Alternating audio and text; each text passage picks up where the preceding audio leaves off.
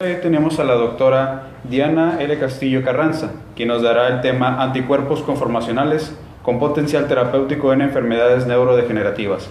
Antes de comenzar, me permitiré hacer una breve presentación de la doctora para que podamos conocer un poco más sobre ella. La doctora Diana es profesora investigadora en la Universidad de Hampton en Virginia, Estados Unidos, desde el año 2016. Estudió la licenciatura de Químico Farmacéutico Biólogo en la Universidad Autónoma de Tamaulipas en el 1997. Obtuvo el grado de maestro en ciencias en el 2002 y en el 2006 el grado de morfología de la Facultad de Medicina de la Universidad Autónoma de Nuevo León. En el 2009 recibió una beca otorgada por la Universidad de Texas para realizar estudios postdoctorales en el Departamento de Neurología y el Michael Center para enfermedades neurodegenerativas. Actualmente la doctora Castillo es investigador nivel 2 en el Sistema Nacional de Investigadores en México, es miembro de la Iniciativa de Neurocientíficos en Virginia, los Estados Unidos, y miembro de la Organización Internacional de Investigación del Cerebro, entre otros. Su investigación ha sido reconocida a nivel internacional en múltiples medios, entre los que se incluyen reseñas, artículos periodísticos, menciones en Alz Forum, un sitio web dedicado a informar a la comunidad internacional de investigadores en neurociencia, nuevos descubrimientos en Alzheimer y demencias relacionadas. La doctora Castillo ha recibido múltiples premios, incluyendo el Premio a Investigadores Jóvenes otorgado por el Keystone Symposium, Mecanismos Comunes de la Neurodegeneración. Bien, doctora, le cedo la palabra y esperamos su conferencia. Gracias. Muchas gracias por la introducción. Muy buenos días a todos. Muchas gracias por estar aquí. Quiero agradecer la invitación del doctor Camacho para poder estar esta mañana con ustedes y platicar un poco de lo que he hecho durante este tiempo. Como ahorita me presentaban, yo soy parte del programa de maestría y doctorado en ciencias de esta facultad, entonces es importante para mí regresar a la alma mater. El proyecto que les voy a presentar ahora es parte del trabajo que realicé durante mi estancia postdoctoral en la Universidad de Texas, el cual consistió en desarrollar anticuerpos contra la conformación o bien la estructura tóxica de proteínas que son relevantes en enfermedades neurodegenerativas como Alzheimer y Parkinson, de las cuales vamos a hablar un poquito más adelante. Estas enfermedades están caracterizadas por la muerte progresiva de neuronas, así como sus conexiones en el cerebro. Los diferentes síntomas que podemos ver de estas enfermedades dependen del área del cerebro que está siendo afectada, es decir, cuáles son las neuronas que se están perdiendo, cuáles son las conexiones que se están eliminando. Pero uno de los síntomas que es común en la mayoría de estas enfermedades se conoce como demencia, la cual se puede definir como la pérdida de la capacidad cognitiva, que en un momento dado llega a ser incapacitante para el paciente. Entonces, los pacientes con demencia, si conocen a alguien, por ejemplo, que tenga Alzheimer, llegan a un punto donde requieren una asistencia todo el día, completamente, alguien que esté cerca de ellos. Estas personas se pueden perder, estas personas no saben si están vestidos.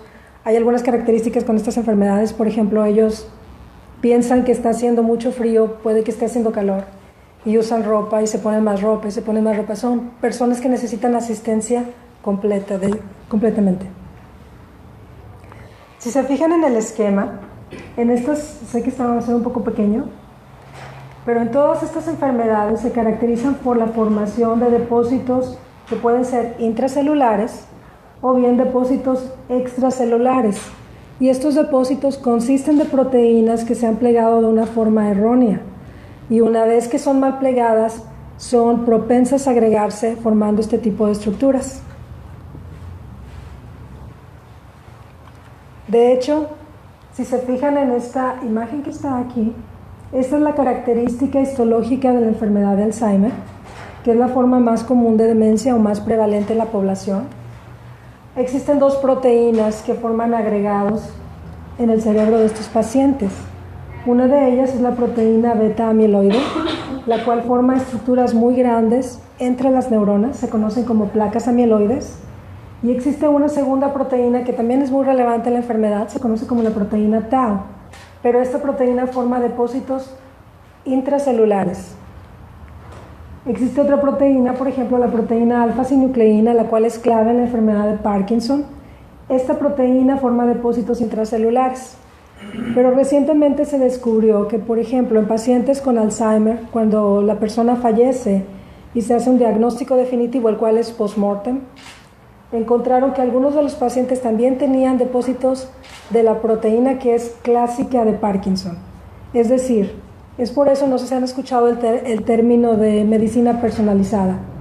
Es muy importante saber qué es lo que tiene un paciente antes de administrar un tratamiento, porque en este caso los pacientes, aunque no existe un tratamiento definitivo, pueden tener un tratamiento tal vez contra el Alzheimer, pero en realidad están desarrollando también cierta sintomatología o patología de Parkinson. En el caso de los pacientes con Parkinson, demencia no es un síntoma que sea común en esta enfermedad. Sin embargo, cuando los pacientes de Parkinson desarrollan demencia, al observar el cerebro de estos pacientes se encuentran agregados de la proteína tau. Es decir, existe una asociación de diferentes proteínas y de diferentes patologías.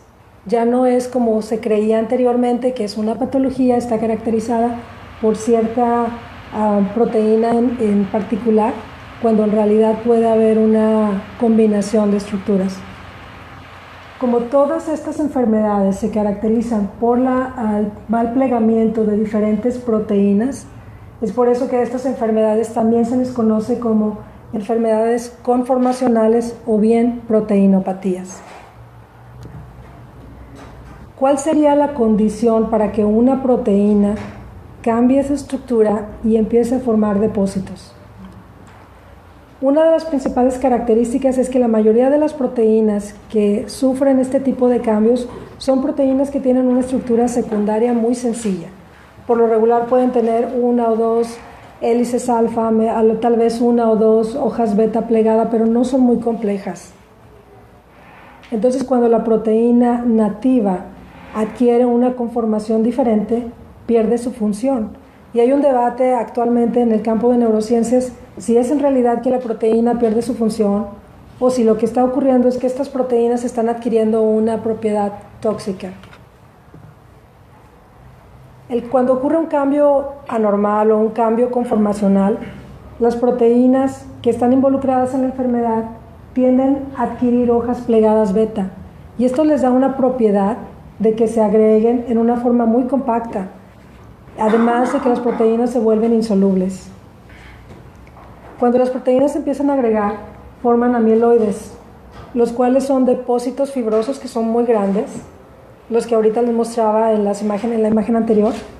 Y este es solamente un esquema para que puedan ver los diferentes grados de agregación de una proteína en solución. Normalmente las proteínas que sufren estos cambios conformacionales tienen, como mencionaba, una estructura simple. Pero vean, es la misma proteína, la proteína beta amiloide. En solución empieza a agregarse formando estas estructuras más ordenadas que son las fibras. Entonces, tienen la característica de, por no tener una estructura bien definida, comienzan a agregarse y acomodarse de una forma diferente. ¿Cómo es que ocurre esta formación?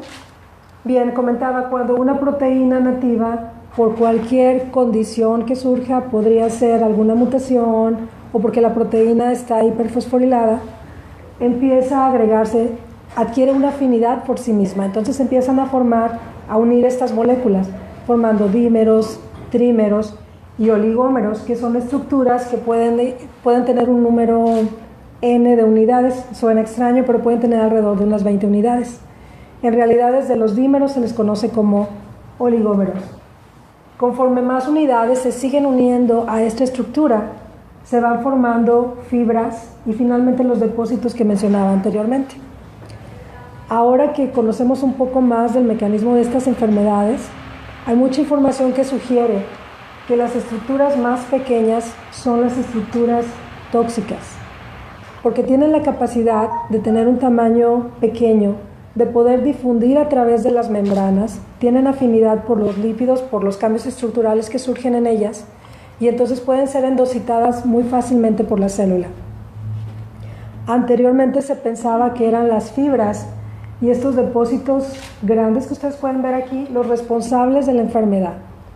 Se decía, Alzheimer es causada por las placas amiloides que los pacientes tienen en el cerebro, pero no es así. Y ahorita les voy a mostrar algunos datos muy interesantes. Lo que sí se sabe es que estos depósitos inducen inflamación, es decir, la activación del sistema inmune. Les mencionaba que los oligómeros son los que han mostrado que tienen cierta toxicidad y tienen ciertas características muy peculiares. Por ejemplo, este es un artículo que fue publicado por un investigador que está en la Universidad de Harvard y él encontró que estas estructuras son resistentes a detergentes fuertes como el SDS. Una proteína normal, una proteína que tiene una estructura más compleja, cuando es expuesta a detergentes fuertes se desnaturaliza.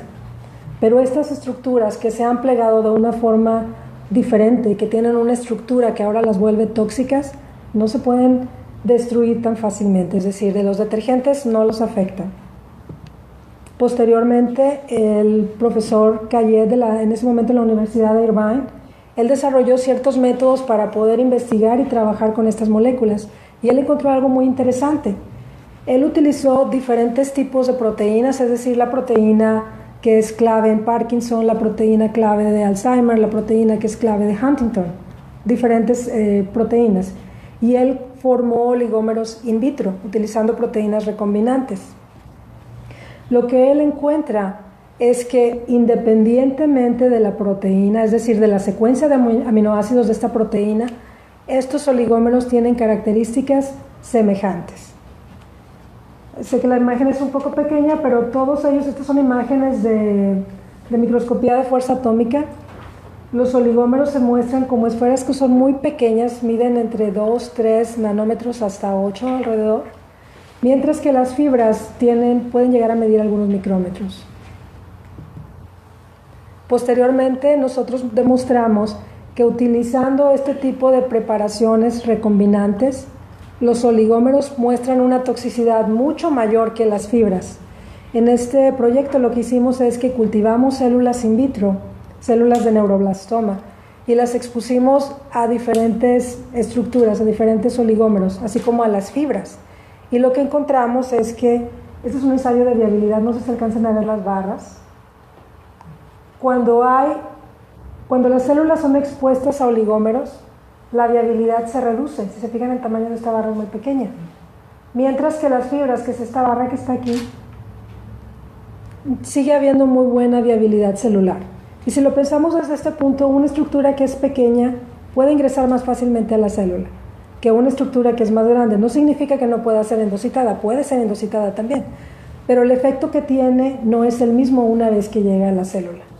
Hay una teoría, y eso es algo muy reciente en el campo de neurociencias, que sugiere que estos depósitos que se están formando en las células o bien extracelulares, en realidad es un mecanismo de defensa que tiene el organismo para eliminar este tipo de estructuras pequeñas. Es decir, los combina, los pone aparte y entonces ya no molestan más, ya no causan este tipo de problemas. Entonces, estos oligómeros nuevamente tienen la capacidad de resistir detergentes, no se pueden degradar tan fácilmente por enzimas, como por ejemplo la proteinasa K. Tienen afinidades por áreas lipídicas.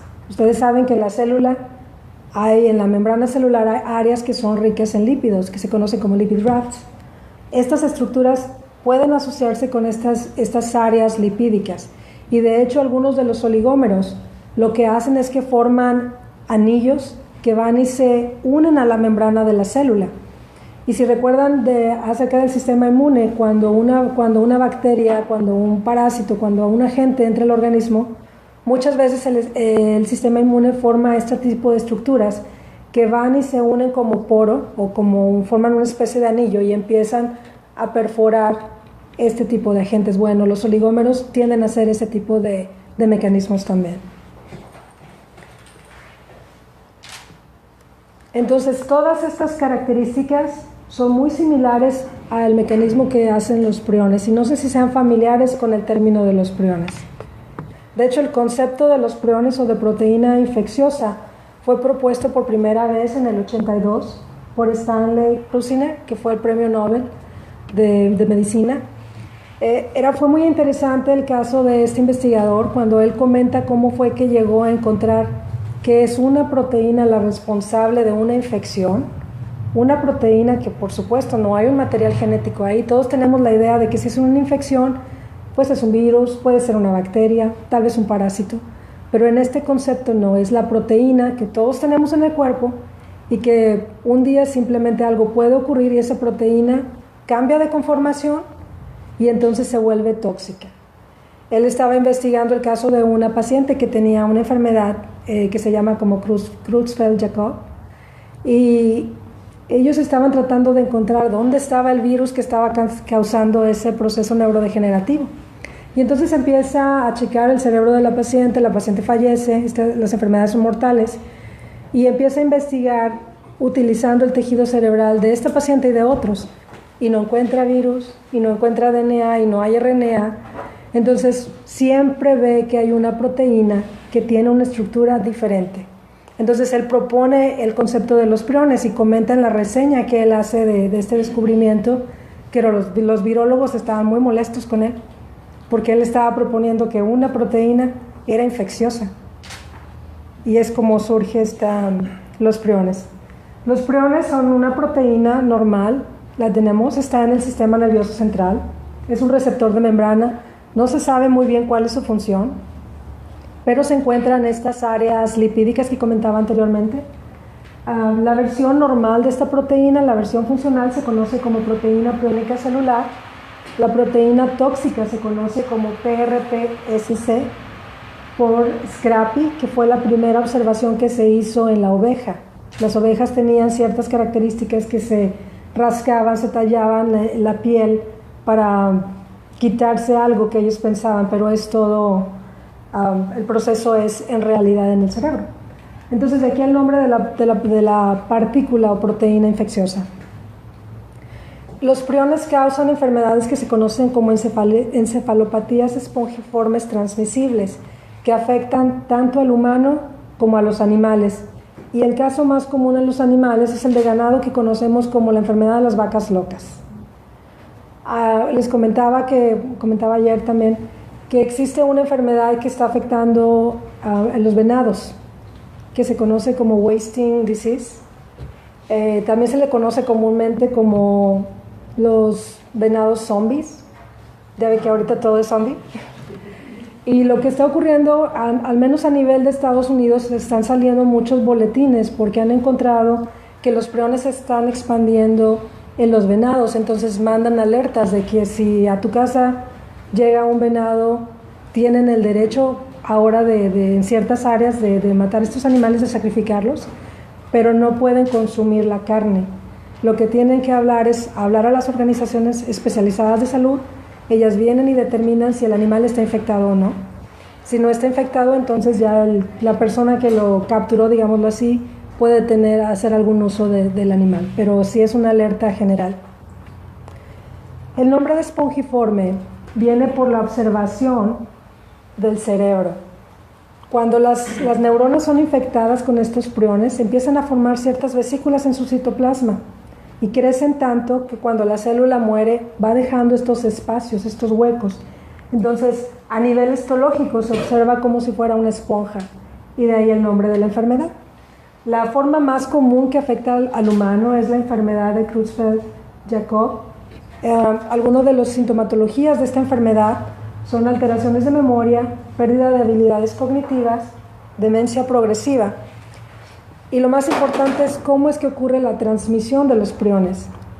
Bueno, puede ocurrir por material quirúrgico infectado, por alimentos contaminados. Recordemos que las vacas, el ganado, pueden estar contaminados con priones. Es por eso que tiene que haber muchas regulaciones para su consumo.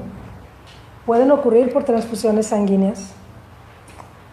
Cuando existen trasplantes de hueso cerebral de la dura madre, o inyecciones de hormona de crecimiento. Y esto fue un suceso que no tiene mucho que se descubrió, fue algo desafortunado, porque hay más de 200 personas que están infectadas con los priones, pero la causa fue que durante su niñez estas personas no estaban creciendo a un nivel normal, entonces recibieron inyecciones de hormona del crecimiento.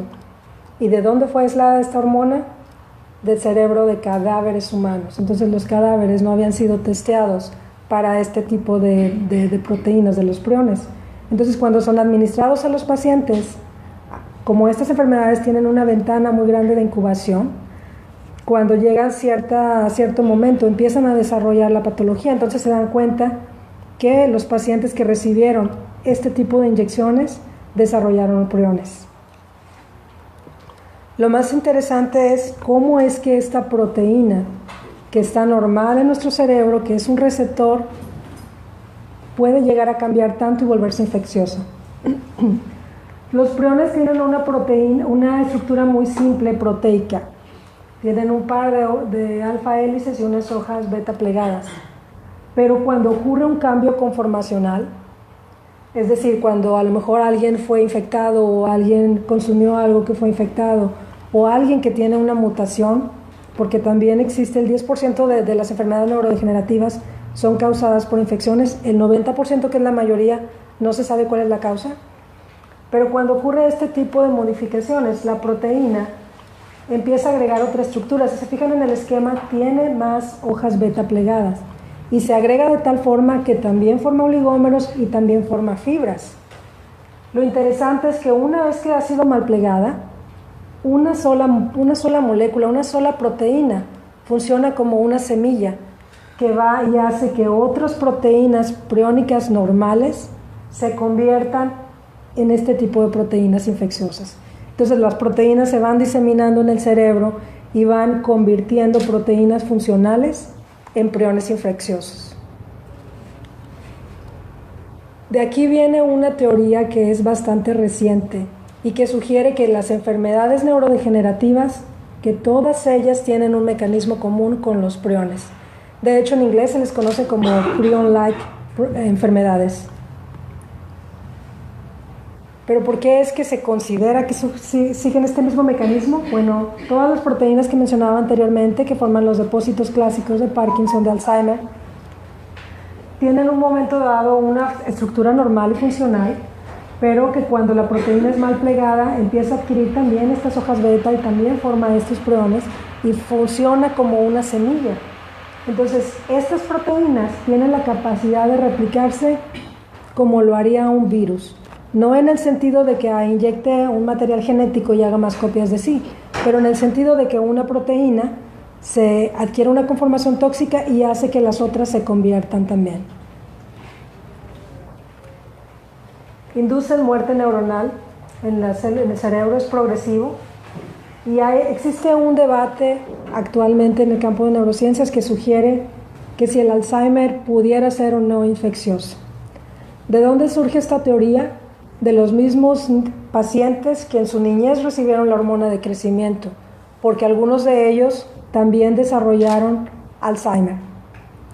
Entonces lo que se piensa es que esa hormona de crecimiento no solamente estaba infectada con priones, sino que algunos de ellos estaban infectadas con semillas de la proteína A beta, que cuando es ingresada en las inyecciones a través de los pacientes, llega al cerebro y empieza a hacer el mismo mecanismo, activar a otras proteínas que están debajo de su cascada y empiezan a generar Alzheimer en los pacientes. Entonces, de ahí se sugiere que si esto pudiera ser o no transmisible.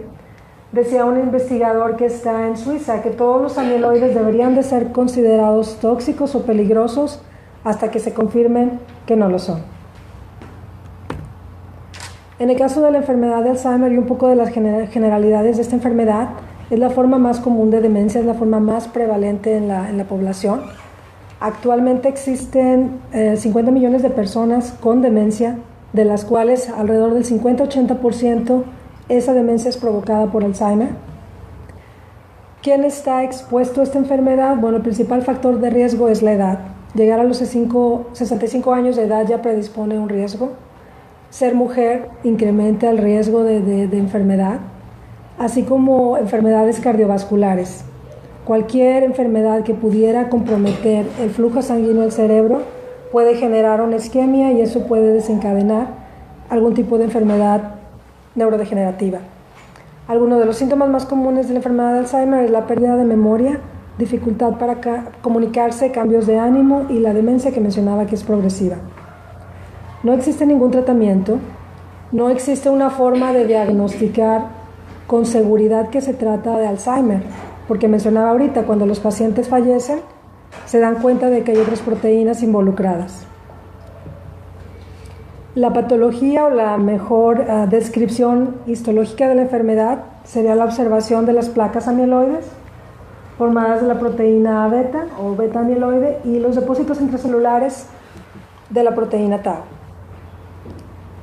Como comentaba anteriormente, se pensaba que estas placas eran las responsables de la enfermedad, pero lo más interesante es que hace no más de 10 años se descubrió que había pacientes que no tenían ningún problema cognitivo, que no tenían demencia, no tenían ningún síntoma de enfermedad de Alzheimer, pero que al momento de que realizan la autopsia encuentran que el cerebro tiene una gran cantidad de depósitos o de estos depósitos de placas amiloides. ¿Qué significa eso? Que las placas no son responsables por la sintomatología de la enfermedad. No había degeneración en estos pacientes, había muy pocos depósitos de tau, pero la mayoría eran depósitos de la proteína beta amiloide. Es decir, las placas no son responsables de la enfermedad, sino que son los intermediarios que son pequeños los que pueden ir causando esta enfermedad. Se propuso en el 2005 una teoría en la cual se sugería que la proteína A beta, una vez que se agregaba y formaba las placas, era la única responsable de la enfermedad de Alzheimer, de la muerte celular, y que la proteína beta amiloide inducía el mal plegamiento de la proteína tau y la formación de sus depósitos, pero se había sugerido que esto solamente era un efecto secundario del mal plegamiento de la proteína A beta. Sin embargo, surgieron unos estudios utilizando ratones en los cuales le quitaron el gen tau, es decir, ya no tenía más proteína tau, ratones knockout, y ratones normales. Cuando se extraen y se hacen cultivos primarios de estos ratones, ahora tenemos células que no tienen tau, células que tienen tau, y fueron expuestas a oligómeros de A beta. Aquellas células que tenían a la proteína tau murieron, pero las células que no tenían a la proteína tau fueron resistentes a los oligómeros, a la toxicidad de oligómeros de A beta. Esto sugiere que esta proteína en realidad es la que se encarga de mediar la toxicidad de la proteína A beta. Es decir, una vez que la proteína A beta está mal plegada, puede inducir el mal plegamiento de tau. Ya estamos hablando de proteínas diferentes, no de la misma proteína. Pero una vez que tau ha sido mal plegada, puede controlar la toxicidad de A beta. Entonces es un mecanismo un poco complejo. Esta proteína es principalmente expresada en el sistema nervioso. La función de la proteína tau es mantener la estructura de los microtúbulos dentro de los axones. Es una proteína intracelular principalmente, y hace un par de años se descubrió que puede existir también en el espacio extracelular. Puede ayudar al transporte de moléculas dentro de los axones y a la morfología de la célula. Como había mencionado anteriormente, su estado nativo es un monómero que tiene una función normal, no está mal plegado, es funcional, pero que cuando la proteína sufre este cambio conformacional, entonces puede formar los oligómeros y los depósitos grandes. Esta proteína existen en el cerebro 6 diferentes isoformas. Todas esas isoformas están en un balance en el cerebro. Cuando existe un desbalance en este número de isoformas, se puede también ocasionar una enfermedad.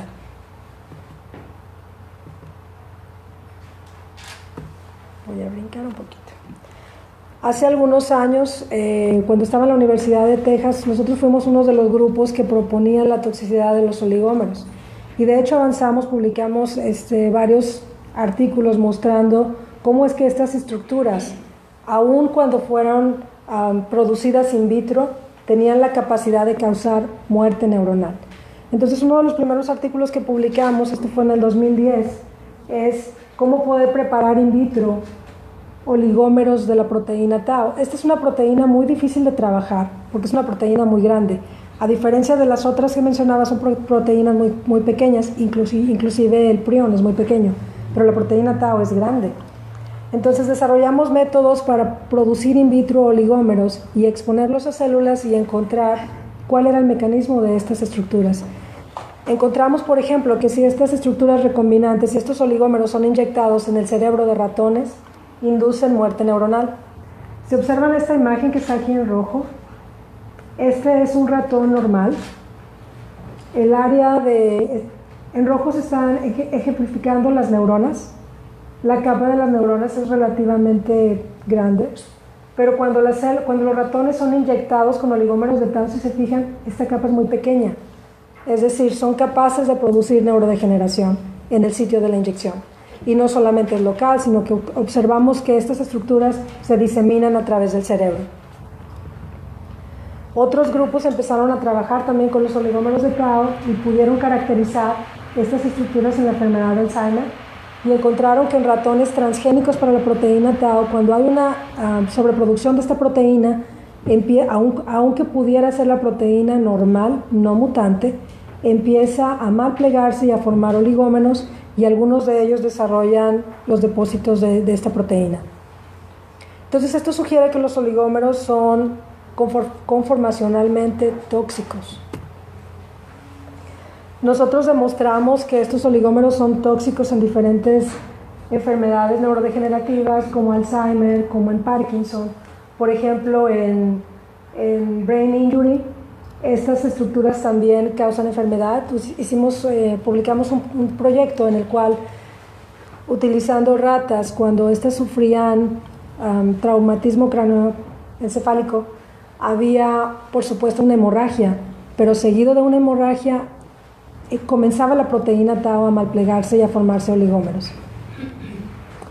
Otros grupos publicaron que en la enfermedad de Huntington, en cual la proteína principal es la huntingtina, también se forman depósitos de tau y se forman los oligómeros. Entonces, estas estructuras no son exclusivas de una enfermedad, sino que pueden ser encontradas en diferentes enfermedades neurodegenerativas.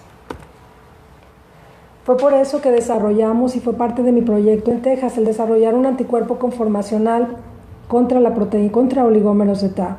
Algo de generalidades es que es un anticuerpo. Bueno, pues lo podemos definir como una proteína que reacciona contra un agente extraño, el cual es el antígeno, que por naturaleza puede llegar a ser una proteína. Pero si hablamos de un anticuerpo conformacional, es aquel que va a reconocer la estructura de la proteína, pero no la secuencia. Por ejemplo, esto es un anticuerpo que reconoce la secuencia de esta proteína. Los conformacionales, independientemente de la secuencia que tienen, lo que están reconociendo es la nueva estructura que ha adquirido esa proteína. Durante mi estancia en Texas desarrollamos varios anticuerpos conformacionales. 2 de ellos fueron contra la proteína tau. El primero fue un anticuerpo policlonal que le llamamos T22. El antígeno que utilizamos, yo producía in vitro a la proteína, malplegaba la proteína in vitro, la hacíamos que se uniera de forma covalente a partículas de oro, y luego esta emulsión la inyectábamos en ratones para la producción de un suero que contenía el anticuerpo. Obviamente ustedes deberán de experimentar alguna vez en el laboratorio que cuando uno trabaja con anticuerpos policlonales es muy común que haya una reacción cruzada. Entonces nosotros desarrollamos más adelante, en el 2015 en realidad publicamos este trabajo, un anticuerpo que es monoclonal contra los oligómeros de tau. Este proceso sí llevó varios años porque producir un anticuerpo monoclonal requiere de muchos pasos. Es inyectar el antígeno a los animales, es monitorearlos y ver en qué momento empiezan a desarrollar títulos altos contra esa proteína. En ese momento entonces hay que sacrificarlos, obtener el vaso, obtener las células del vaso, hacer una fusión con una línea celular cancerígena, empezar a hacer ensayos clonales de diluciones seriadas donde tenías un cultivo de una sola célula y empezar a monitorear de todas esas células cuál es la célula que está produciendo el anticuerpo, ver cuál es la célula no solo que reproduce un anticuerpo, sino que está reconociendo cierta conformación, porque en algún punto llegamos a tener anticuerpos que no solamente reconocían la conformación, sino que estaban reconociendo otras cosas. Entonces este trabajo duró muchos años, pero finalmente cuando se obtuvo el anticuerpo pudimos comprobar que era específico, que solo reconocía la proteína tau y solamente la proteína que estaba agregada. La proteína tau, el monómero debería de estar aquí alrededor de 50 kilodaltones, y si se fijan no hay nada aquí, está vacío. Es decir, el anticuerpo no reconoce el monómero y no reconoce a otras proteínas, no hay una reacción cruzada.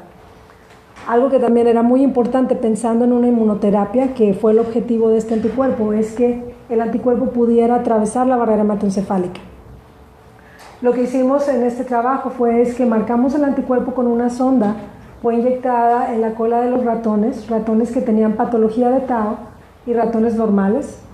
E inmediatamente después de hacer la inyección en la vena del ratón, observábamos que comenzaba a llegar en el cerebro de los ratones que tienen patología de Tau, porque ya hay la barrera hematoencefálica ya está comprometida. Comparado con los ratones normales, aún no había una señal muy fuerte. Después de 4 horas, creo que era un poquito más de tiempo, observamos que la señal de Tau se mantenía en el cerebro de este ratón, en el ratón con patología, y es obvio. Si tienes un anticuerpo contra oligómeros de Tau y tienes un ratón que tiene la patología, el anticuerpo marcado permanece en esa zona. Mientras que en el ratón silvestre, pues realmente no estábamos viendo ninguna señal, es decir, era eliminado de una forma más sencilla. Es decir, el anticuerpo es específico y tiene la capacidad de atravesar la barrera hematoencefálica. Y quiero comentar que actualmente este anticuerpo está en pláticas con una de las compañías farmacéuticas, con Sanofi. Ellos están realizando los mismos ensayos en ratones, porque la idea es obviamente utilizar este anticuerpo en humanos. Entonces en algún punto pudiera llegar a clinical trials. La primera inmunoterapia que publicamos fue en el 2014.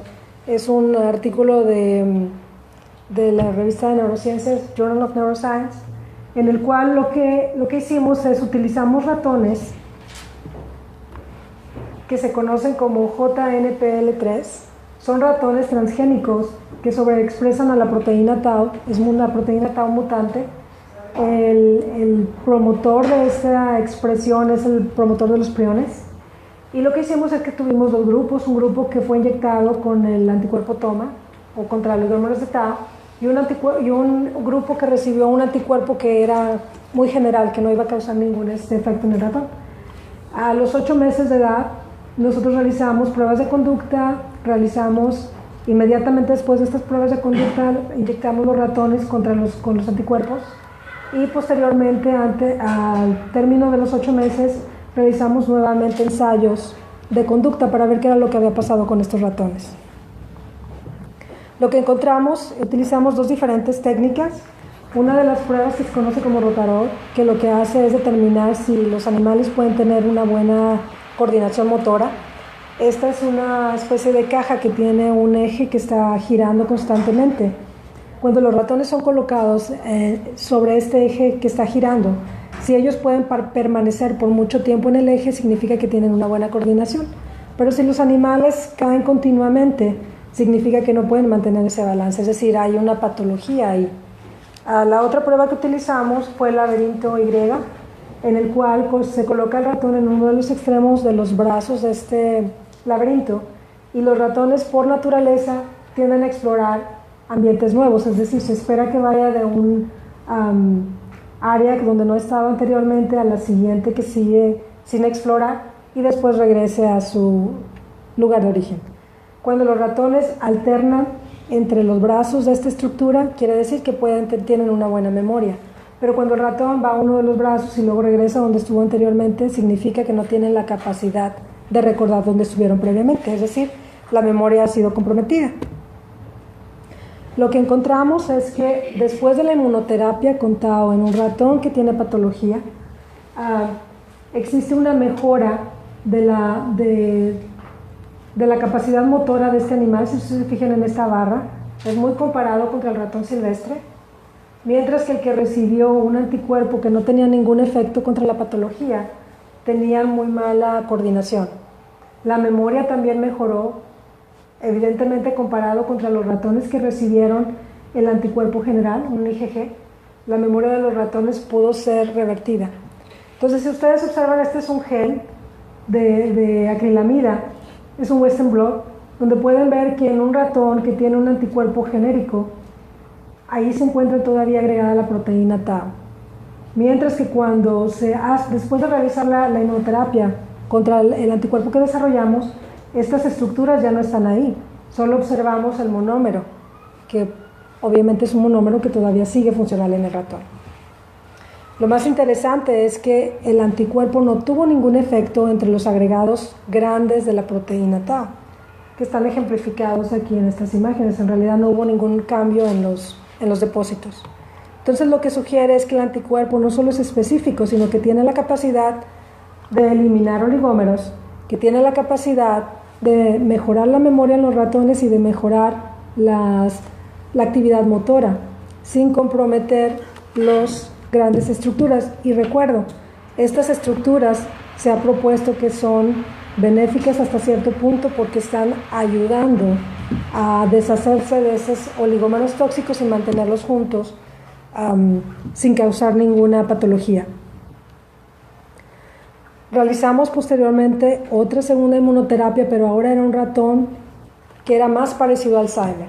Tenía la proteína A beta, tiene placas, pero no tiene patología de Tau como tal, es decir, no es un ratón transgénico para Tau, sino que una vez que se desarrolla la patología de A beta, esta estimula el mal plegamiento de Tau y entonces aparece esta patología.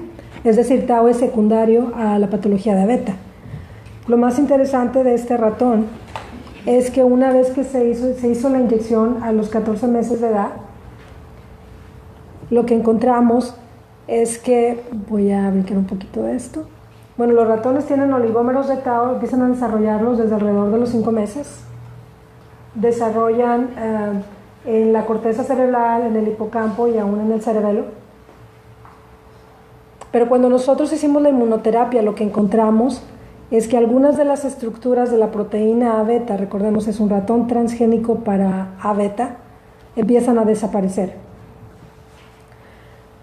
Esta banda que ven aquí, no sé si alcanzan a ver que es más tenue comparada con los ratones que recibieron nuevamente una IgG.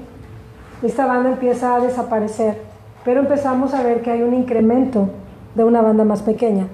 Al parecer lo que está ocurriendo es que al hacer la inmunoterapia y remover los oligómeros de Tau, estos estaban unidos a la proteína A beta, particularmente a este dodecámero. Cuando se remueve Tau, ese dodecámero aparentemente queda solo y se empieza a descomponer en moléculas más pequeñas, por eso se incrementan los trímeros. Lo más importante es que en los ratones, en este modelo animal, el dodecámero que se conoce como A beta 56 por el peso molecular es el que está relacionado con un déficit de memoria. Es decir, la inmunoterapia al remover los oligómeros de Tau no solo mejora la conducta de los animales y no solo mejora la memoria, sino que también puedes eliminar los otros oligómeros que estén unidos a ella de una forma indirecta. Cuando investigamos por cuál era la razón para que estos animales estuvieran mejorando la memoria, encontramos que las espinas sinápticas, esto es un segmento de una neurona, es una dendrita. Si se fijan aquí se ven unas como esferitas en los costados. Bueno, estas son espinas sinápticas que cuando son redondeadas tienen una mayor superficie para establecer puntos de contacto o de sinapsis. Entonces, el número de estas espinas se incrementan después del tratamiento con este anticuerpo. Mientras que los ratones que no han recibido una inmunoterapia propia contra los oligómeros de Tau, si se fijan, no tienen estas espinas, es decir, no tienen una buena sinapsis en el cerebro. Y es por eso la sintomatología que se observan en ellos.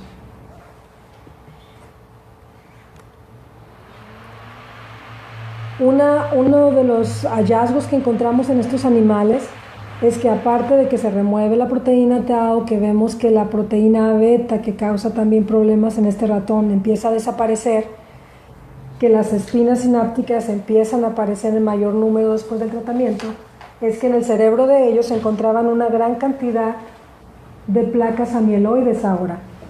Es decir, una vez que estos oligómeros empezaron a romper en partículas más pequeñas, si recuerdan, ese trímero se incrementaba. Se ha propuesto que el trímero es el responsable o el que inicia la formación de las placas amiloides. Entonces nosotros observamos que había una gran cantidad de placas que se estaban desarrollando. El tamaño que tenían era muy pequeño porque se estaban formando. Entonces, si recuerdan nuevamente lo que les dije anteriormente, las estructuras grandes pueden funcionar como puntos para obtener esos oligómeros pequeños y dejarlos de lado. La célula, el organismo se está protegiendo contra estas estructuras pequeñas tóxicas. Entonces, para nosotros no fue importante en realidad encontrar un incremento en el número de placas amiloides. Recuerden lo que les comentaba de los pacientes que no tienen demencia. Tienen una gran cantidad de placas, pero no tienen ningún síntoma de demencia o alguna sintomatología de Alzheimer. Entonces, en resumen de estas inmunoterapias y de lo que les he comentado, es que la mayoría de los ratones, una vez que fueron inmunizados con toma, mejoran la memoria. Mediante análisis bioquímicos e histológicos confirmamos que efectivamente pudimos remover los oligómeros de tau, que esta reducción coincide al revertir el déficit cognitivo en los ratones, que la disminución de los oligómeros coincide con el incremento en el número de placas amiloides, y finalmente que al reducir los oligómeros de tau también hay una reducción del dodecámero de la proteína beta, que en los ratones se había identificado anteriormente como responsable de la falla en la memoria de estos animales. Pero estos anticuerpos no solamente han sido utilizados para o con el fin de la inmunoterapia, sino que actualmente en Virginia yo los estoy utilizando para investigar qué es lo que pasa en pacientes que no tienen ningún síntoma de demencia, pacientes que no tienen Alzheimer, pacientes que no tienen Parkinson. Lo que estoy haciendo allá hemos logrado enrolar pacientes que tienen enfermedades cardiovasculares que los ponen en riesgo a que en un futuro puedan desarrollar Alzheimer o alguna enfermedad neurodegenerativa. La idea de este proyecto es empezar a checar en la sangre si estas estructuras ya se empiezan a formar, porque lo que estamos buscando es un marcador temprano que nos diga algo está empezando a cambiar en el cerebro, y si se puede detectar, bueno, sería algo muy importante, porque ahorita no existe ninguna prueba que le pueda decir a un paciente 100% con seguridad, esta persona tiene Alzheimer y no hay ninguna otra cosa en el cerebro. No es posible todavía. Se pueden utilizar las pruebas de imágenes y un paciente puede saber si en su cerebro tiene placas amiloides. Las puede tener, pero no significa que va a desarrollar Alzheimer. Existen pacientes que tienen estas estructuras y nunca desarrollan demencia. Entonces es necesario obtener una prueba que nos diga algo que esté cambiando en el cerebro antes de que se desarrolle esta sintomatología. Y eso es mi principal trabajo en la Universidad de Hampton. No es el único proyecto, hay otros de ciencia básica, pero para mí es muy interesante el poder encontrar una forma de detectar estas estructuras antes de que causen un daño mayor en el cerebro. Y una de las causas que a mí me motiva a pensar que estas estructuras pueden funcionar como marcador temprano precisamente en la sangre es porque nosotros hemos publicado y encontramos que en los vasos sanguíneos se forman depósitos de los oligómeros de tau. Es decir, si están en los vasos sanguíneos, están en el cerebro, se pueden replicar, se pueden diseminar en el cerebro y en un momento dado salir del líquido cefalorraquídeo. Lo que llega al líquido cefalorraquídeo evidentemente va a llegar a la sangre también. Entonces es posible que en la sangre podamos encontrar estas estructuras. Si eso es posible, bueno, entonces podemos proponer a estas estructuras como un marcador temprano de la enfermedad. No solamente estoy buscando a los oligómeros de tau, tenemos anticuerpos que pueden detectar a la proteína beta.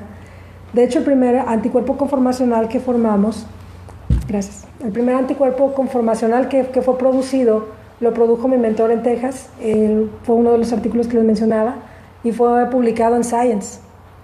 El trabajo que les mencionaba anteriormente, que él utilizó diferentes proteínas y encontró que todos los oligómeros tienen características muy similares, lo que él encontró es que ese anticuerpo que él desarrolló detectaba todas las proteínas. En todas las proteínas podía detectar la conformación de oligómeros, sin importar la secuencia. Tú corres un gel con la beta, un gel con alfa-sinucleína, un gel con huntingtina y otras proteínas, y siempre se ve la misma banda con ese anticuerpo. Lo interesante es que no pudo detectar a tau. Fue por eso que desarrollamos este anticuerpo. Como conclusión de esta charla, las enfermedades neurodegenerativas tienen un mecanismo similar a los priones. Estos oligómeros tienen características semejantes que son independientemente de la secuencia de la proteína. Son intermediarios tóxicos que pueden ser endocitados por la célula.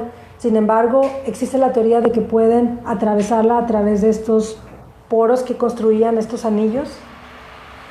Los déficits de memoria en los ratones que observábamos coinciden con la formación de oligómeros. Aún en los pacientes con Alzheimer y en los pacientes con Parkinson hemos podido encontrar estas estructuras. Estos anticuerpos conformacionales tienen aplicaciones terapéuticas, pero también tienen una aplicación diagnóstica. Finalmente, no me queda más que mostrarles los agradecimientos a las personas que están colaborando conmigo actualmente.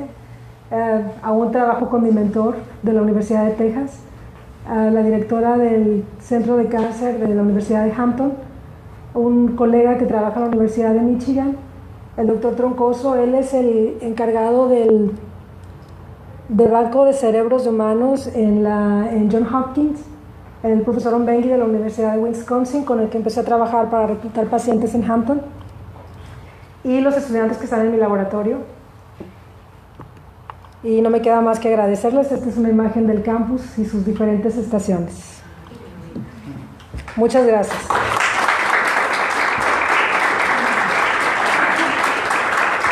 Muchísimas gracias, doctora. Compañeros, estamos a oportunidad de hacer unas cuantas preguntas. Si tienen algún comentario que quieran realizar, por favor, solamente alcen la mano. Doctor, adelante. Sí, nada más, doctora. Mi duda con respecto a la esclerosis múltiple.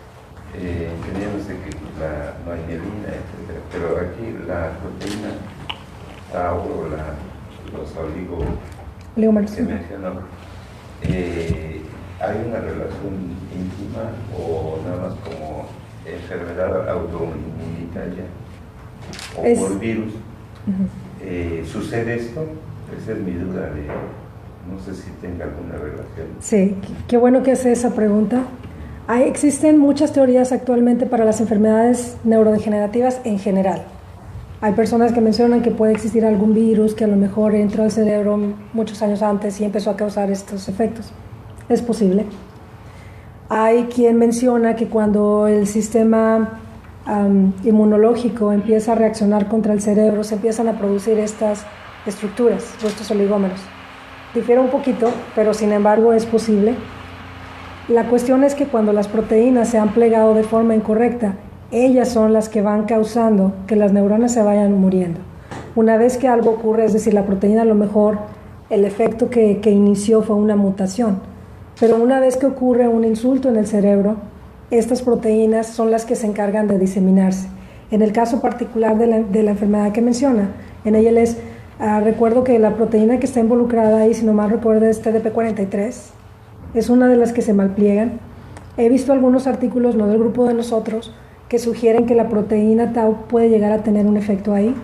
No recuerdo hasta el momento alguno de los estudios que yo haya visto que mencionen particularmente oligómeros de tau, pero tengo que decir que no existen en el mercado. Bueno, el T22 ya está disponible en el mercado, pero no hay muchos anticuerpos conformacionales que detecten a esta proteína.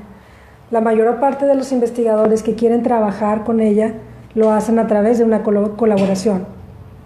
Entonces he tenido, como fue parte de los que desarrollaron este anticuerpo, yo tengo la libertad de trabajar con él, pero no es que estén disponibles todavía. Entonces, muchos investigadores han publicado cosas con la proteína tau, pero no se sabe si es oligomérica o no. Entonces, hemos hecho muchos estudios en diferentes enfermedades. Aún no sé que estaban trabajando en el laboratorio de mi mentor con ALS, pero no sé si han llegado a alguna conclusión todavía.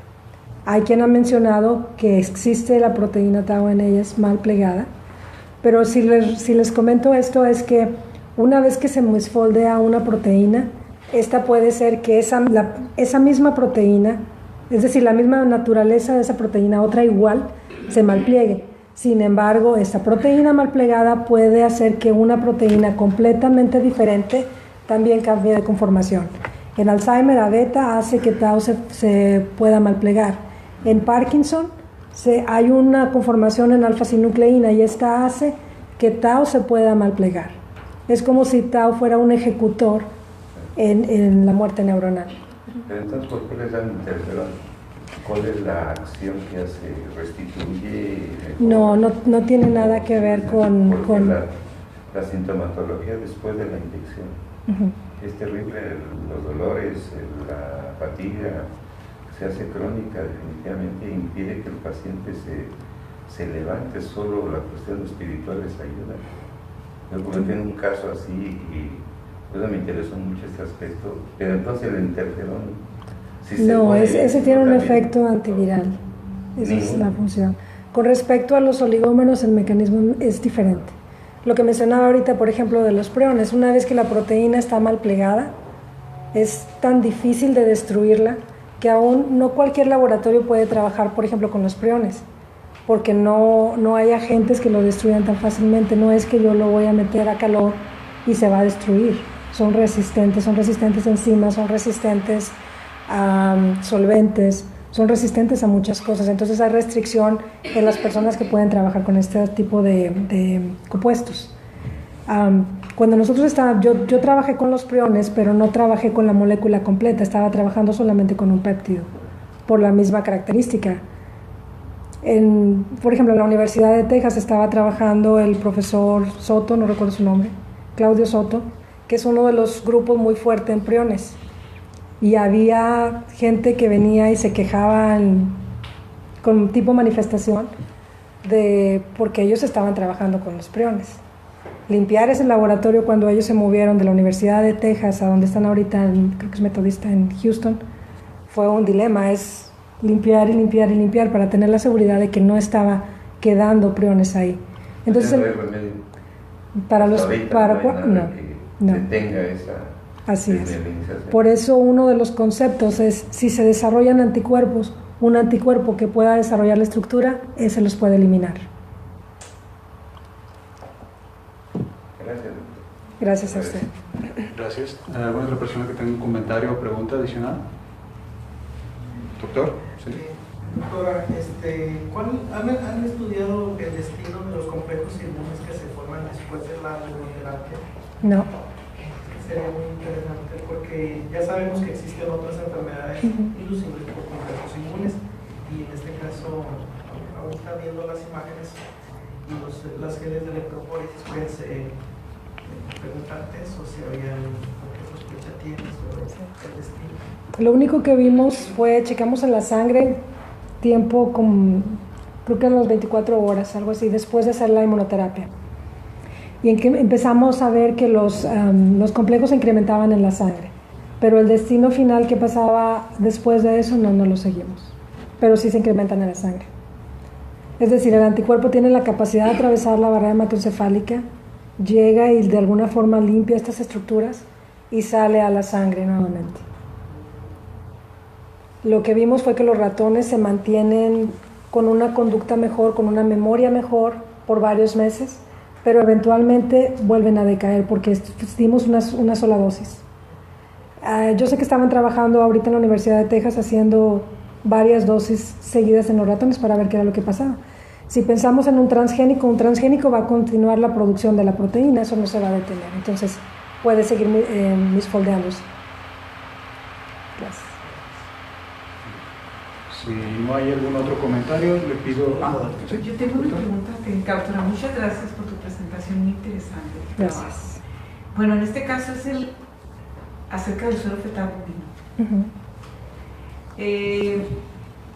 ¿Hay una garantía? ¿Te puede garantizar un proveedor que el suero fetal bovino no tenga prión? De hecho, vienen certificados, precisamente por eso, porque no recuerdo el origen de los sueros, pero por ejemplo en Estados Unidos la carne, los sueros que son ingresados al país, tienen que venir con un sello de certificación y viene es como una especie de forma de hoja que viene anexada al ajá. Sí, no se puede. Por eso es muy delicado cuando tú tienes tu ranchito y empiezas a la carne de ahí, ¿no? Entiendo la idea, pero siempre hay que tener mucho cuidado porque el problema de los priones no solamente es que sea infeccioso, sino que pueden existir mutaciones. La enfermedad no es que esté erradicada, alguien de repente puede surgir la mutación y empezar a desarrollar la enfermedad. No significa que porque esa persona está enseguida de nosotros nos vamos a contagiar, no. Tiene que haber una vía de contacto, puede haber una transfusión, tal vez operaron a esa persona, tal vez el material quirúrgico no fue limpiado de una forma apropiada y entonces ahí existe el riesgo. lo de la hormona de crecimiento nuevamente. O sea, qué desafortunado que un niño que tiene un problema de crecimiento le dan esto para ayudarlo, ¿y qué sucede? Desarrolla algo más. Entonces, sí existe un riesgo, pero en cuanto a alimentos, está muy controlado, está muy regulados. Han habido casos aún en Estados Unidos, y lo he visto si ustedes van a la página del CDC, que cada año pues van surgiendo cierto número de casos en los animales que tienen aún en Estados Unidos enfermedad por priones, y esos tienen que ser completamente eliminados, obviamente. Entonces, el consumo tiene que ser muy regulado. En los pacientes, la mayor parte de las veces no se sabe la causa, pero sí se sabe que algunas de ellas pueden estar ocasionadas por mutaciones.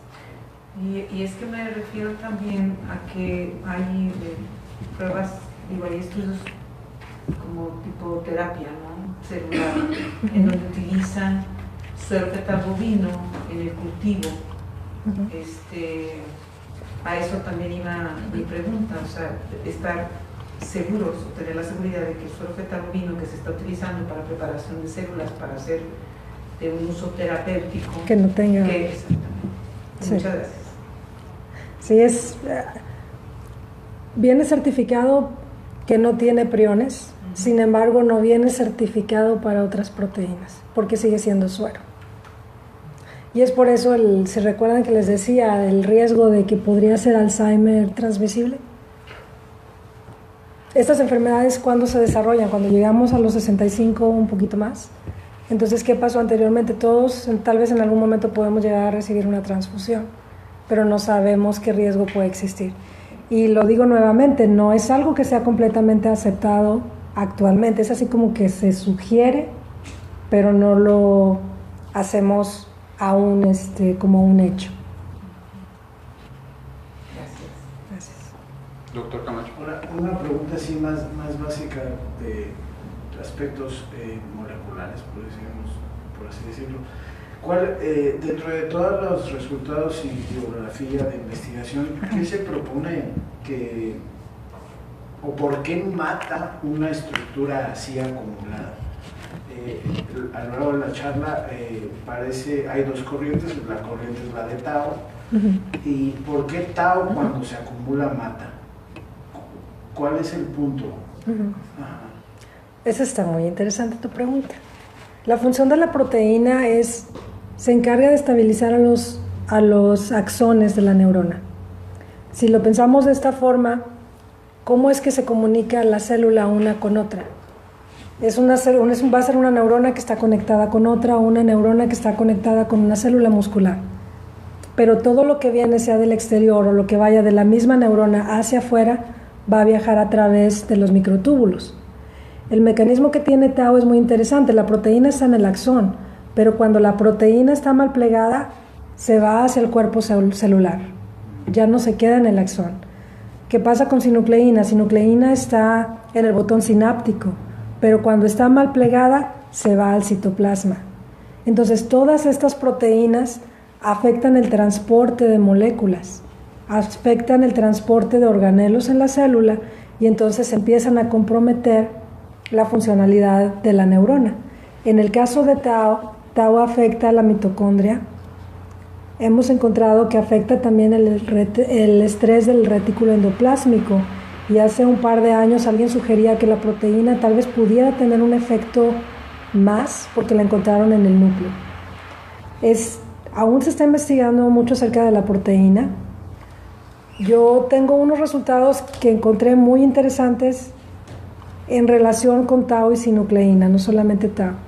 Hace poco, este año, salió un artículo que publicamos en Biological Psychiatry, en el cual mostraba que si yo tengo en un tubo monómeros de Tao y yo lo expongo a oligómeros de alfa-sinucleína, ahora Tao adquiere la estructura no de oligómeros de Tao, sino que sinucleína funciona como un templado diferente, y la Tao se hace más a la forma de sinucleína, la estructura, no secuencia, porque la secuencia de proteína no cambia. Entonces, ¿qué es lo que sucede? Digámoslo así, cuando la proteína está misfoldeada y es la misma proteína, pues de cierta forma se va agregando de forma constante.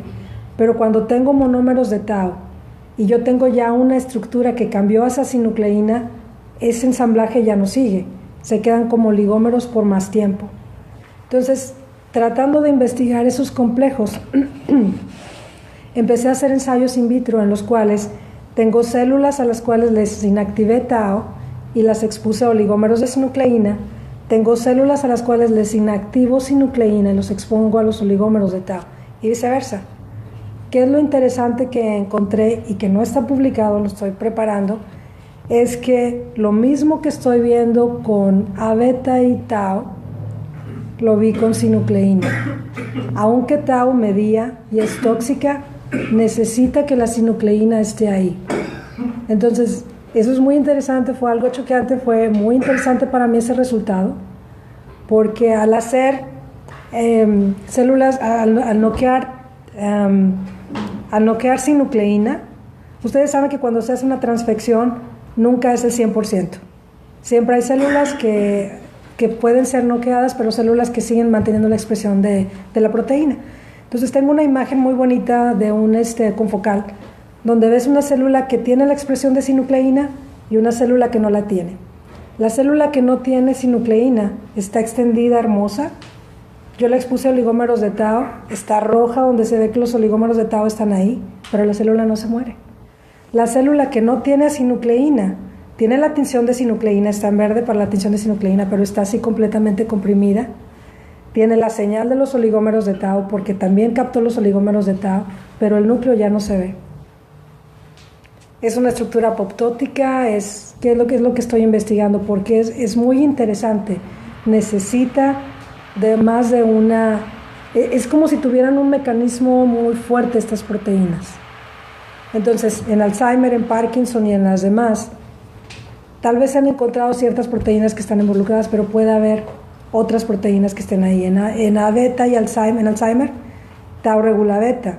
Al parecer en Parkinson, alfa-sinucleína induce el misfolding de tau, pero se requiere que las dos estén presentes para que haya una toxicidad.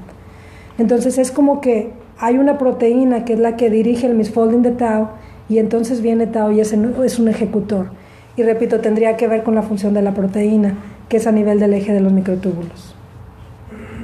O sea, podría existir un tercer candidato en este para mí binomio, y lo que estoy tau o sinucleína, en donde un ejecutor, ¿sí lo entendí bien?